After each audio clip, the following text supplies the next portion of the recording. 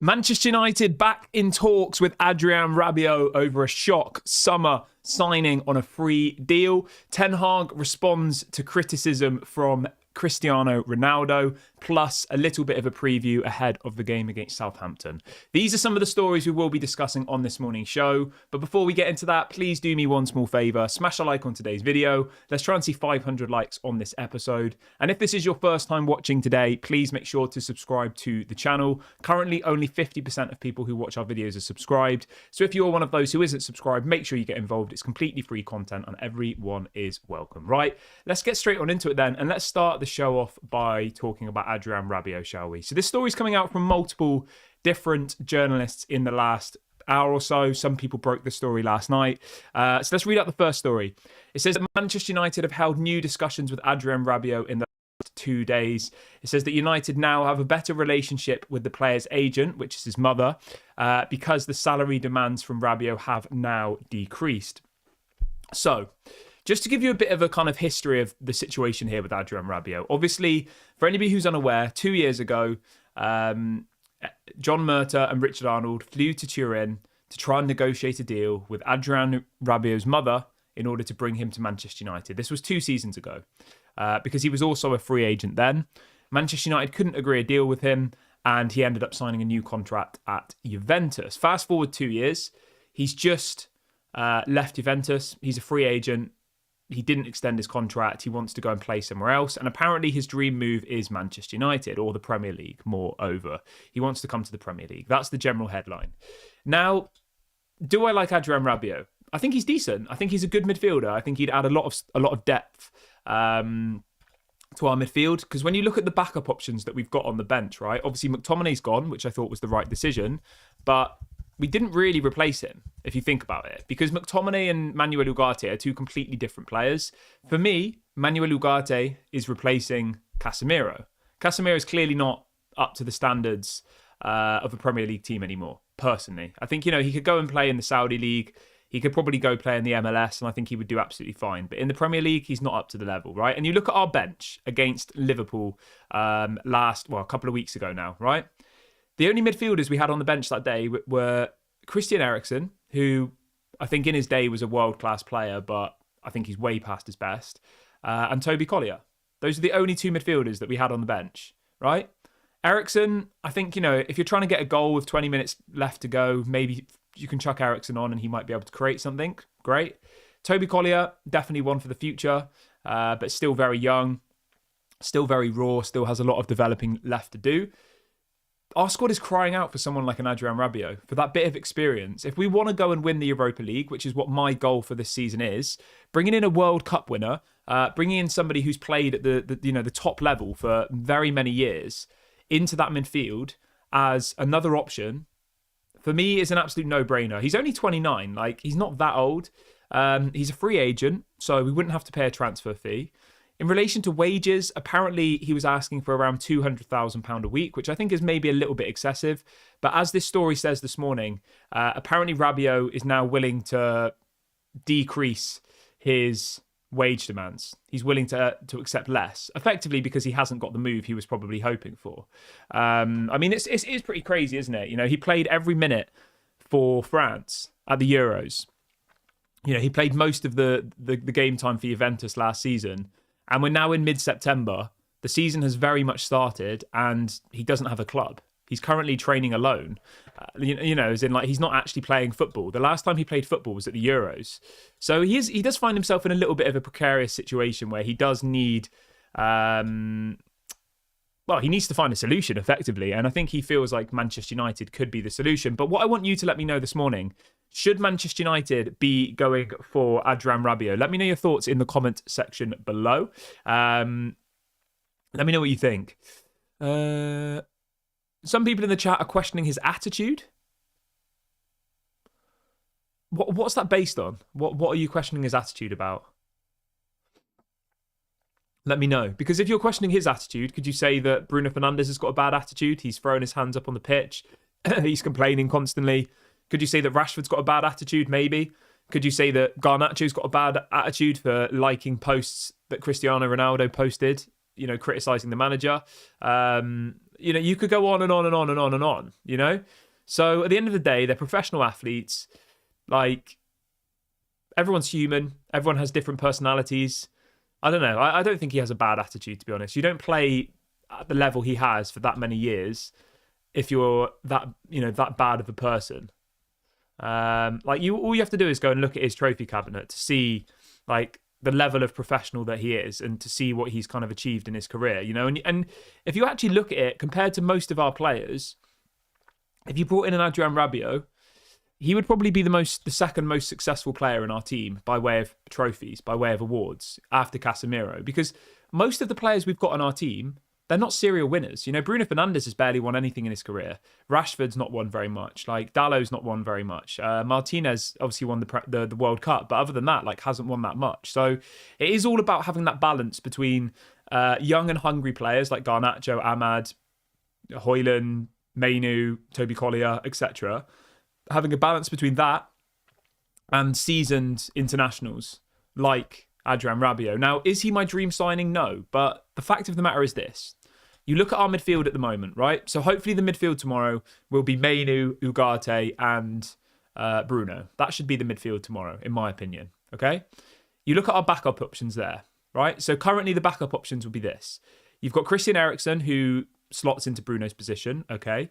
You've got Casemiro, who plays into Ugarte's position, and you've got Toby Collier for Mainu's position, right?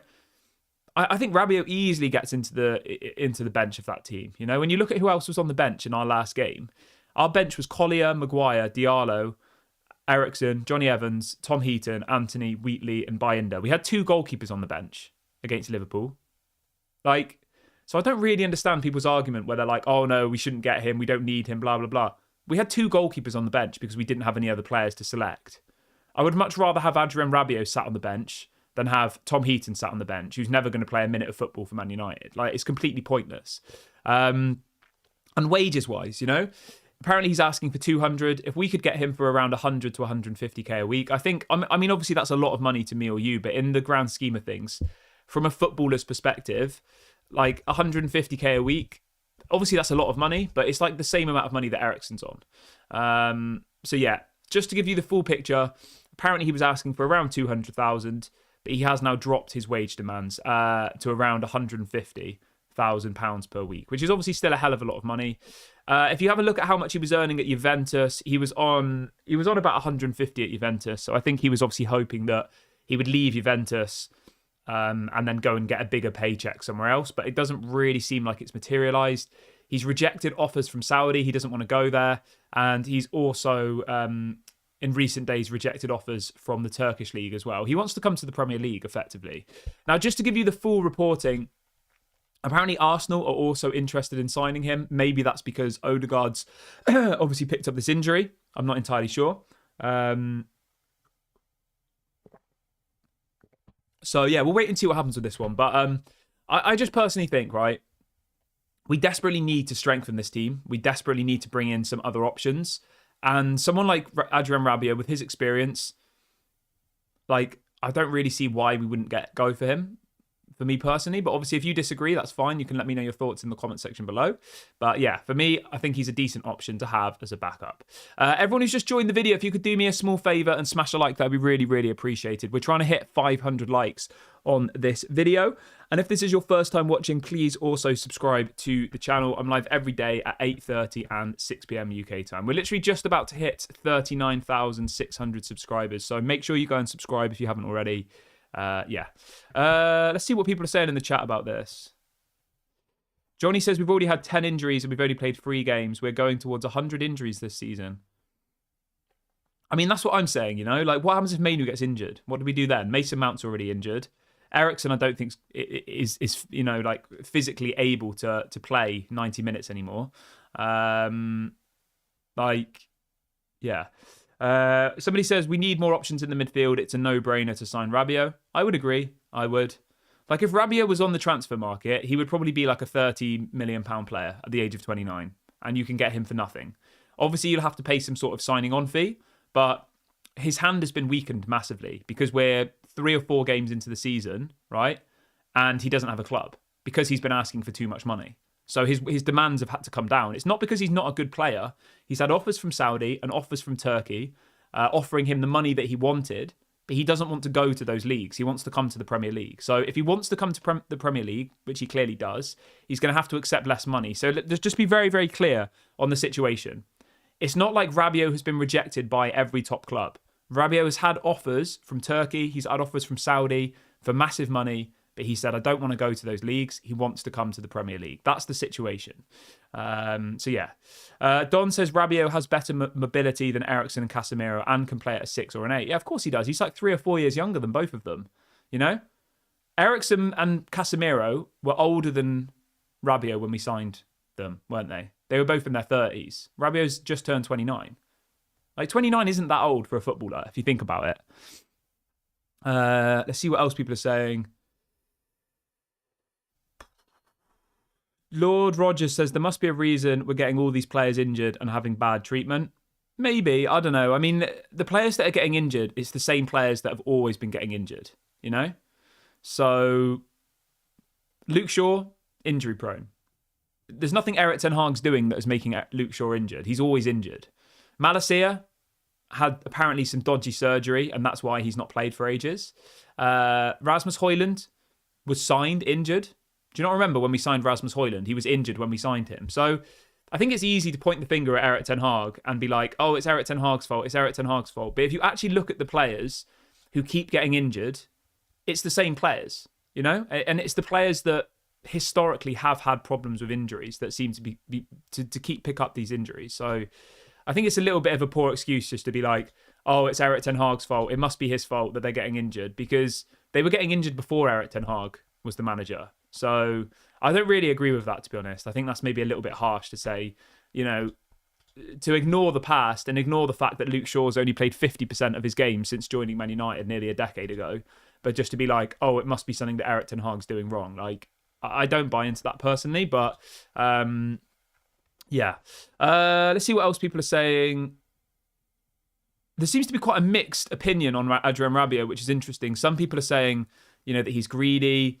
Some people are saying that, you know, we should give him an option. Milchert says if we don't or can't rotate players, we end up overplaying them and then they get injured. I mean, that's literally what I've just been saying for the last 5 minutes on why we should sign Rabiot. Look at our bench against Liverpool, right? Some people will question our first team. Some people will say, oh, Rashford's not good enough. Casemiro's not good enough. Whoever else isn't good enough, right?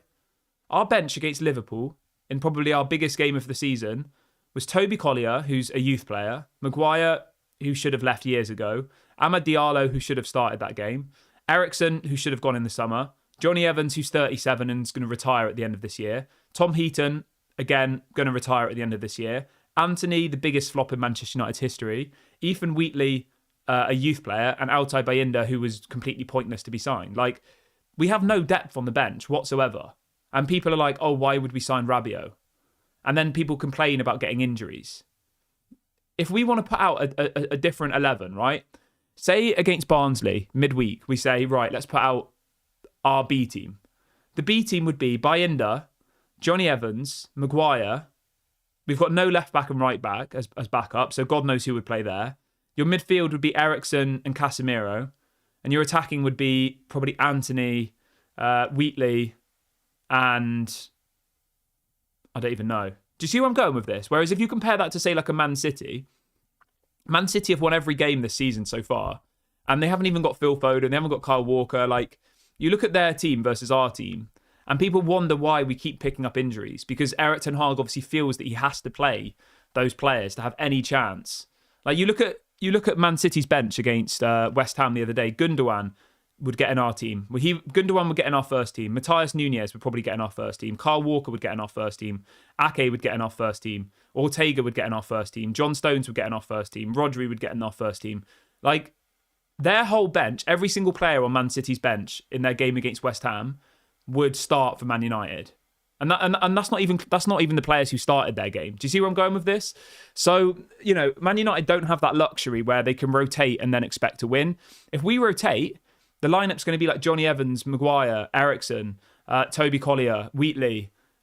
And no disrespect to Toby Collier and Wheatley, by the way. I'm just saying, you're going from Do you know what I mean? Like, we just don't have the depth that other teams do. And if you look at Man City as well, just as an example, on the weekend, they were missing like Phil Foden, they were missing Savinho, they were missing like 3 or 4 other players, and their bench was still probably better than our first team. So that's why we keep picking up so many injuries, because they have to play, they have to play the best team to have any chance of winning. And even when we play our best team, we still lose. So, yeah.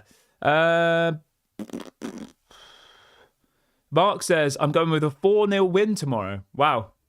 And he's saying his starting 11 is Onana, Dalot, De Ligt, Martinez, Mazraoui, Mainu, Ugarte, Bruno, Anthony, Xerxes, Garnacho. Yeah, that's mine as well. I'll be doing a match preview at 6 o'clock for that game, by the way, for anybody who wants to get involved in that. Peter says, I don't want Rabiot, but we don't have any other option. Our squad is too weak. Yeah, I would agree with you, mate. I would agree. Like, to completely silence the argument, all you have to do is go and look at the bench against Liverpool. And if anybody can tell me that that bench is good enough, if anybody in their right mind thinks that that bench is good enough to compete for anything, like, it just isn't. There's no depth there whatsoever. Yeah, I mean, you even look at Liverpool's bench against us. They had Gomez, Kwanzaa, Endo, Harvey Elliott, Gakpo, Nunez, Connor Bradley, like. And I think Liverpool are missing some players as well, aren't they? Or they were. I know we have got some injuries. I know obviously Lindelof's injured, Højlund's injured, Luke Shaw, Mount, Malacia, Lenny Yoro, but we're going to have injuries all season, you know?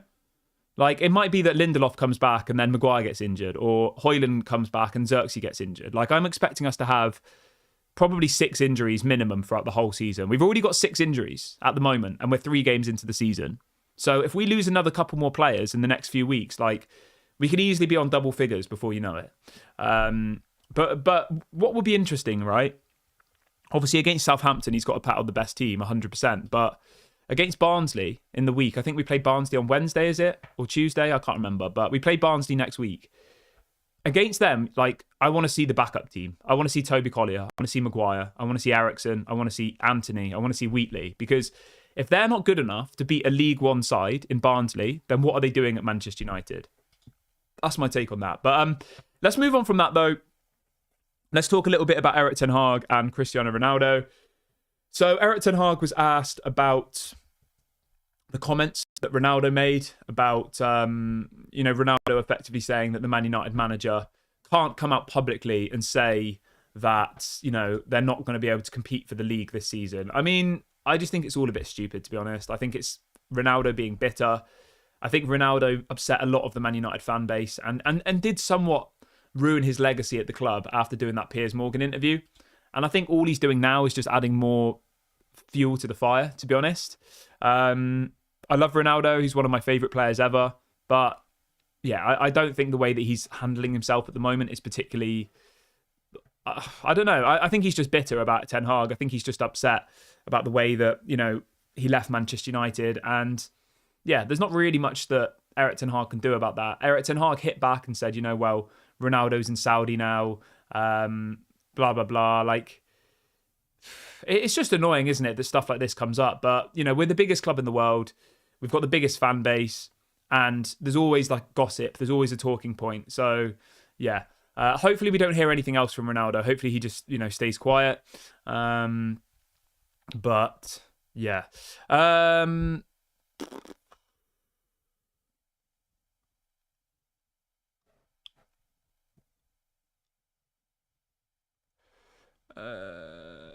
Let's see. Alex says, haven't United already registered their 25 players for this season? I'm not sure, to be honest, mate. I don't know. I think if they bring in Rabiot for free, they can probably register him. I think. And yeah, I'll double check that, though. I've never been asked that before. Somebody in the chat's complaining that we didn't sign Chiesa. Yeah. I think, if we'd have sold Sancho earlier on in the window, we probably would have brought in someone like Chiesa, but obviously we didn't, so yeah. Dean says we're 1 injury away in the midfield from a disaster. Rabiot is a quality player and we've got a lot of games to come. I'd take him in a heartbeat. 2-year contract would be perfect. I agree with you 100% there, mate. 100%. We have no depth in that midfield. Ugarte, exciting, brilliant. Mainu, brilliant. But other than that, there's no one, really. Collier is a prospect, I think Collier is going to have a massive future at Manchester United, but at the moment he is still a prospect. And we can't be putting all of our faith into Toby Collier. I'm sorry. But yeah, I'm going to wrap the video up here, guys. I'll be back at 6 o'clock to bring you the match preview for the Liverpool game. Southampton game. Please, not Liverpool again. Please make sure to drop a like before you go. Subscribe to the channel if you're new. This has been Daily Red Devil. I hope you all have an amazing Friday, and I'll speak to you all at 6 o'clock. Bye for now.